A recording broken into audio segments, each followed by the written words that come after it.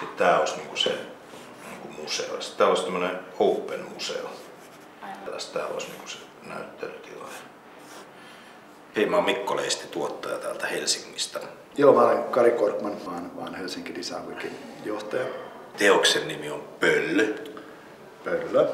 Sitä on Pöllökorttelissa.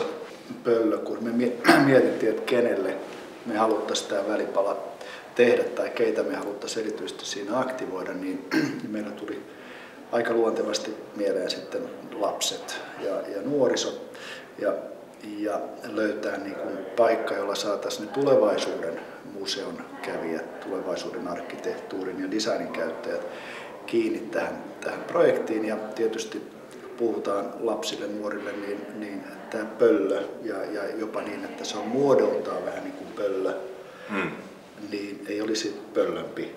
Joo. Tietysti tärkeää, että siellä pitää olla iso tila, jossa voidaan tehdä kaiken näköistä.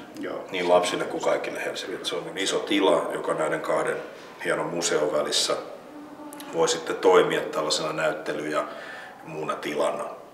Mutta tavallaan se kelle se on sitten suunnattu, tavallaan heti se toinen kerros on sitten ihan selkeästi lasten kerros. Niin, Helsingillä on nyt varsinainen mahdollisuus nousta suureksi tai keskeiseksi design-pääkaupungiksi, ja painottaisin tätä yhteistyötä ja sitä sitoutumista, että Helsinki on kyllä siinä verrattuna moniin muihin kaupunkeihin, niin, että meiltä löytyy niin paljon eri toimijoita, jotka valmiina niin puhaltaa siihen samaan hiileen, ja ehkä me sillä saadaan tämä välipalakin nyt sitten tähän vihdoin vuosien punnertamisen jälkeen paikalleen, että on paljon käyttäjiä, on paljon ihmisiä ja yrityksiä, yhteisöjä, jotka haluaa sen siihen, niin kyllä tällä asioita läpi saadaan.